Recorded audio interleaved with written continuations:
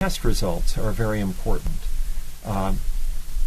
Second, the coartem, the artemisinin and combination therapy that is available now, is a real advance, but it's an expensive drug. It's important to use it properly. When someone has malaria, it can not only improve them within days and cure their malaria, but it also prevents the spread of malaria to the next person. So it's changing the pattern of spread of malaria, and it brings it much more under control than we've ever had a tool to do. Counterfeit drugs, I think the ministry is very careful about ensuring that what is coming into the country is appropriate.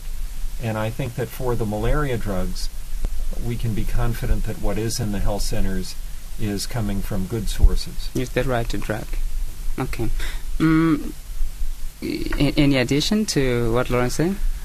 Well, I think you raised the issue of counterfeit drugs, and I will tell you some of Nick's colleagues in the political and economic section have been working very hard with the government, because it's not just counterfeit drugs, it's counterfeit products. That can really hurt Zambians. I mean, you said that when you're taking the wrong drug, it can make you more ill, or it cannot address the disease you're trying to take it for.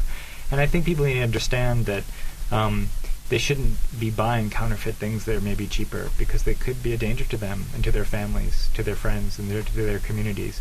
And it's incumbent upon all of us to, even though it may be expensive, to go out and buy the true and right product, whether it's cleaning materials or drugs or watches or fashion, because buying knockoffs, buying these cheaper counterfeit versions of things only helps to feed criminal networks around the world. It helps to feed terrorists and finance them, and also works to your detriment when things like this happen to you and your family. It's a very important issue we've been working with the Zambian government on in a broader sense.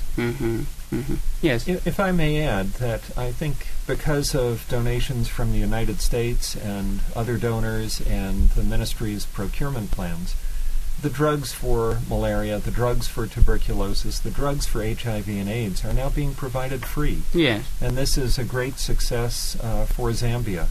And so people shouldn't and don't need to buy the drugs from the Duca that has a questionable source. Okay. Nick, in line with the question I posed on counterfeit drugs, products in general? I think it's important to remember that we're talking about counterfeit products in general and the danger that they can pose.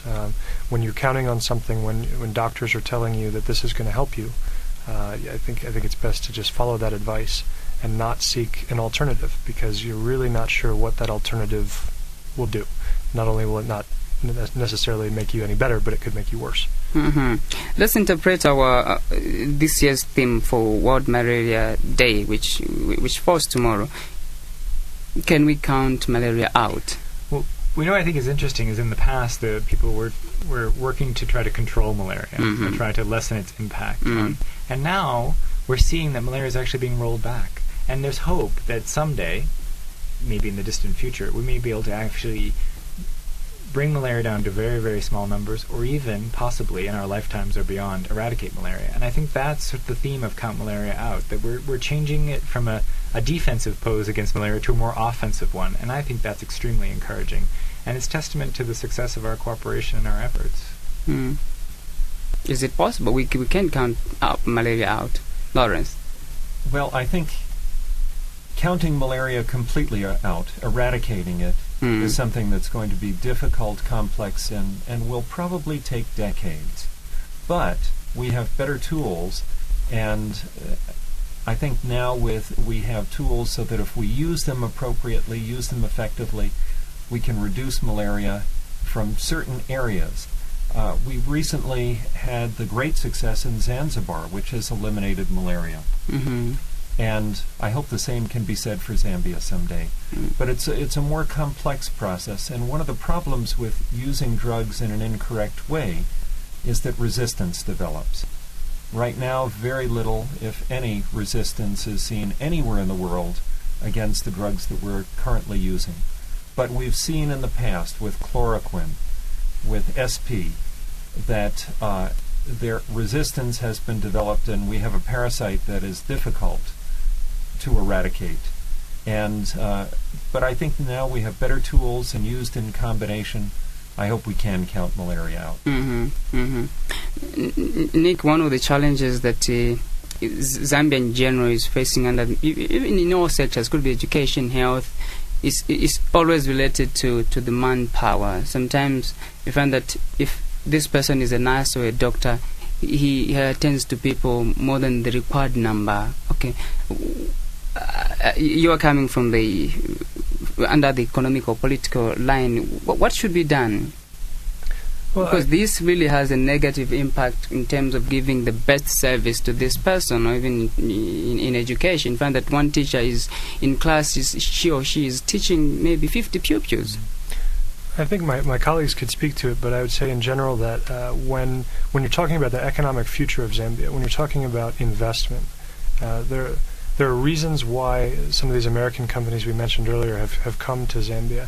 There are reasons why they've come to the Eastern Province in particular.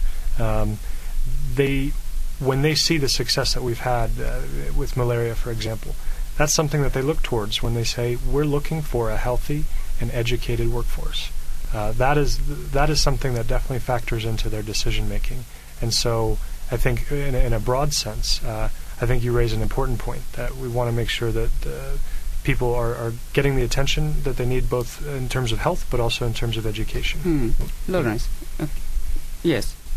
The human resources for health is a great challenge, and in fact the provincial medical officer this morning when I met him said that his challenge number 1, number 2, and number 3 was human resources for health. And I hope some of the young people who are listening will consider furthering their education to become nurses, laboratory technicians, clinical officers, and doctors, or to become the counselors, the people involved in health issues.